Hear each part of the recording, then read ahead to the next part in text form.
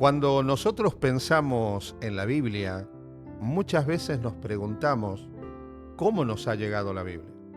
Sabemos que es un libro que tiene muchos años, sabemos que se escribió a través de mucho tiempo, pero ¿quiénes fueron los encargados de escribir lo que hoy llamamos Biblia o Sagradas Escrituras?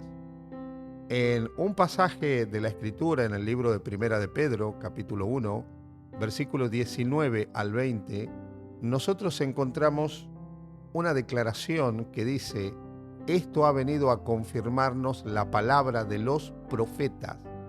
Interesante, la palabra de los profetas.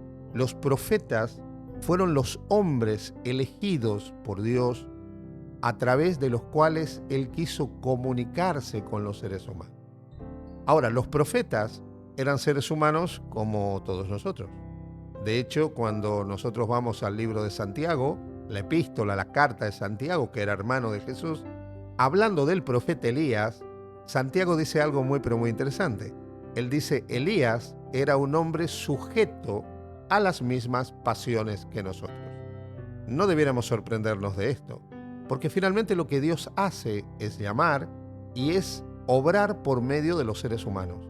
Y los seres humanos somos personas que tenemos luces y que tenemos sombras, que también nos equivocamos. Los profetas no eran impecables ni eran infalibles, eran seres humanos al servicio de Dios, a los cuales Dios invitaba, llamaba, y si ellos aceptaban el llamado divino, Dios podía utilizarlos para que el mensaje que Dios quería dar a la humanidad pueda llegar. Por eso el profeta Amós, en el capítulo 3, versículo 7 de su libro, nos dice: no hará nada el Señor Jehová sin que revele sus secretos a sus siervos los profetas. Y aquí encontramos una idea muy interesante, el concepto de revelación. ¿Qué es la revelación? La revelación es el acto de Dios sobre el profeta y solamente sobre el profeta, por medio del cual Dios quiere darle a conocer al profeta algo que de otra manera el profeta no podría conocer. Así que ya sabemos que Dios se comunica con el profeta. Dios le da a conocer al profeta cosas que Él quiere que conozca para que el profeta pueda comunicarse con los hijos de Dios y transmitir el mensaje de Dios. Por eso se nos habla de las palabras escritas, la palabra dada por los profetas. Y continúa Primera de Pedro diciendo: a la cual ustedes hacen bien en prestar atención como a una lámpara que brilla en un lugar oscuro hasta que despunte el día y salga el lucero de la mañana en sus corazones. La escritura dada por Dios a los profetas es una luz que tiene el propósito, el objetivo, la meta de guiarnos a cada uno de nosotros en el camino de la vida. Podríamos comparar en un sentido a la escritura con un manual de instrucciones también. No nos extrañemos de esto, a veces queremos darle a la escritura sentidos más místicos, pero el propósito principal de Dios al revelar la escritura es que nosotros podamos tener una mejor vida de este lado de la eternidad. Hace algún tiempo recuerdo haber comprado un mecanismo, una máquina para un determinado trabajo que yo tenía que hacer en casa, pero cometí el error de no leer el manual de instrucciones. El problema fue que cuando puse en funcionamiento esta maquinaria, la maquinaria no funcionó adecuadamente. De hecho, la estropeé, simplemente por no haber leído el manual de instrucciones. Quiero que pienses en la Biblia como un manual de instrucciones, no un manual de órdenes, de imperativos, pero sí un manual de instrucciones para que sepas cómo conducirte a lo largo de tu existencia. Por eso es que Dios, a través de sus profetas, nos dice que la Escritura es como una lámpara que alumbra hasta que finalmente, cuando venga Jesús, ya no necesitemos esa luz. El lucero de la mañana saldrá en nuestros corazones cuando Cristo venga. Vendrá finalmente toda la luz y estaremos con Él por la eternidad. Pero mientras ese tiempo llega, mientras vivimos por este mundo, en el cual vamos tomando decisiones, en el cual vamos haciendo diferentes elecciones, la Biblia está para guiarnos, para ayudarnos a tomar mejores decisiones. para ayudarnos a elegir caminos que realmente pueden ser de una bendición para nosotros y también para otros. Por eso es importante que nosotros comprendamos que el propósito de Dios al revelarse a los profetas es darnos a conocer su voluntad para que en el proyecto de vida de cada uno de nosotros podamos elegir el mejor camino, el que traiga más bienestar y más felicidad a nuestras vidas. Se nos dice también en el mismo texto de Primera de Pedro, ante todo tengan muy presente que ninguna profecía de la Escritura surge de interpretación particular de nadie. De hecho, se nos dice que los santos hombres de Dios hablaron siendo inspirados por el Espíritu Santo. ¿Qué quiere decir esto? Esto significa que Dios inspiró, y aquí viene otra palabra, inspiró a los profetas.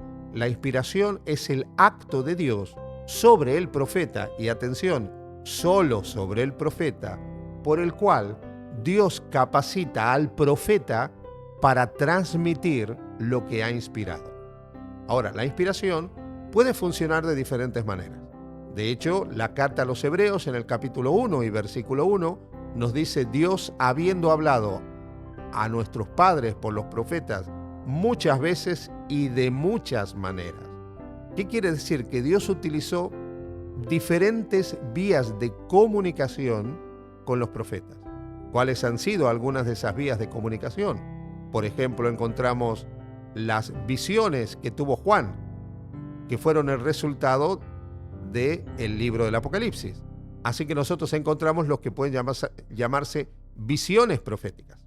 Las visiones no son otra cosa que una película que Dios le pasa al profeta, o un vídeo que Dios le pasa al profeta, a través del cual le va mostrando, le va hablando y le va diciendo cosas que quiere que el profeta conozca para que luego inscripture. Por eso nosotros encontramos que en el libro de Apocalipsis, luego que Dios le va mostrando una serie de cosas a Juan el apóstol, le dice: escribe lo que has visto.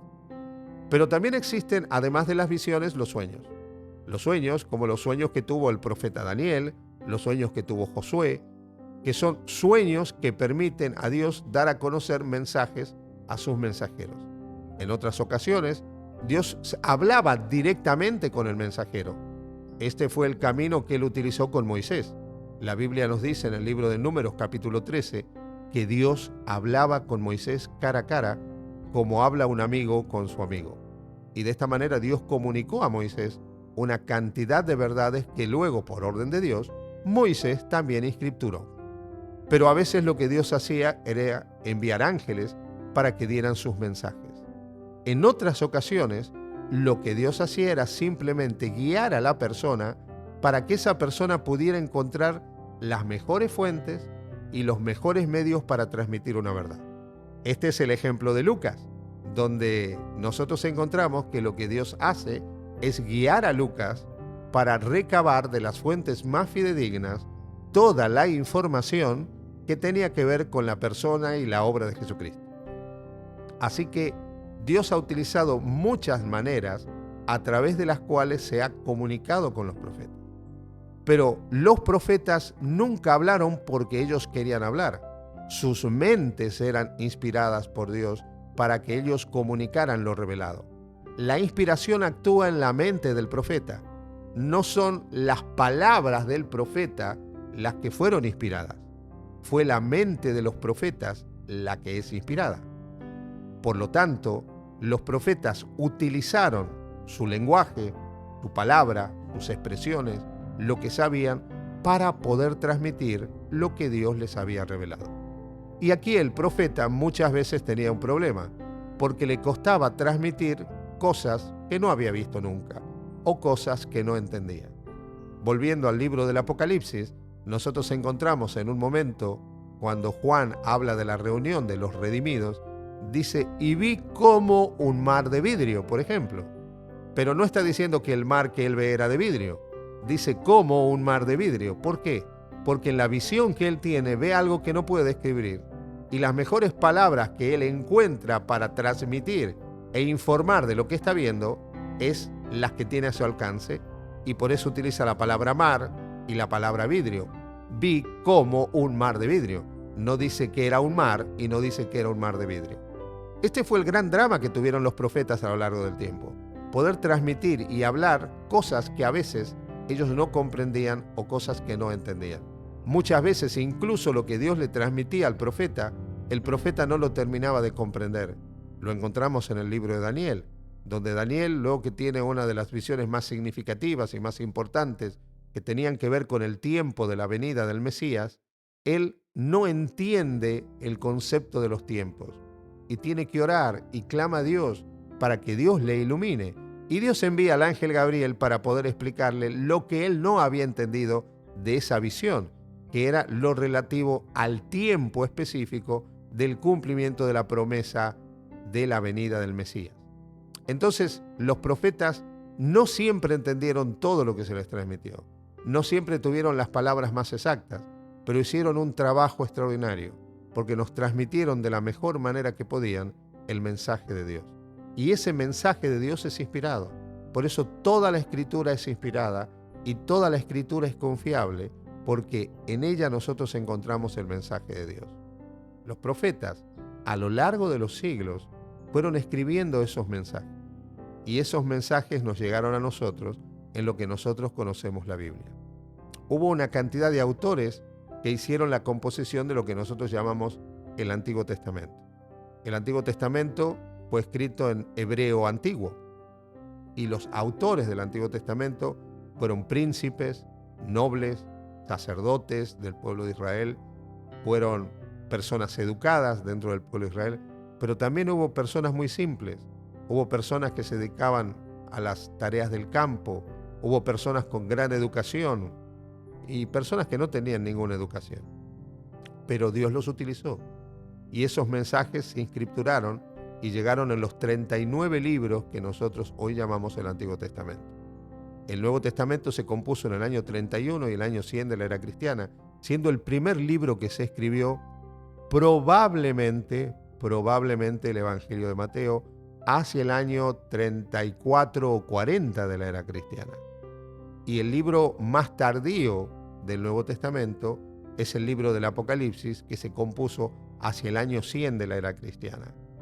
Entre el año 31, 34 y año 100 se escribieron todos los evangelios, se escribieron las epístolas, el libro de Hechos de los Apóstoles, y se escribió en griego koiné, que era el griego vulgar, la lengua de uso común en lo que eran el Imperio Romano, que a pesar que hablaba latín, la lengua comercial o la lengua de intercambio todavía seguía siendo el griego.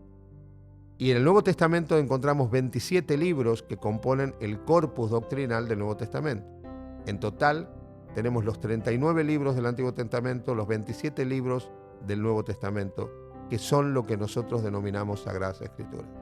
Esas Sagradas Escrituras fueron dadas por hombres llamados por Dios para transmitir sus mensajes, para transmitir su voluntad.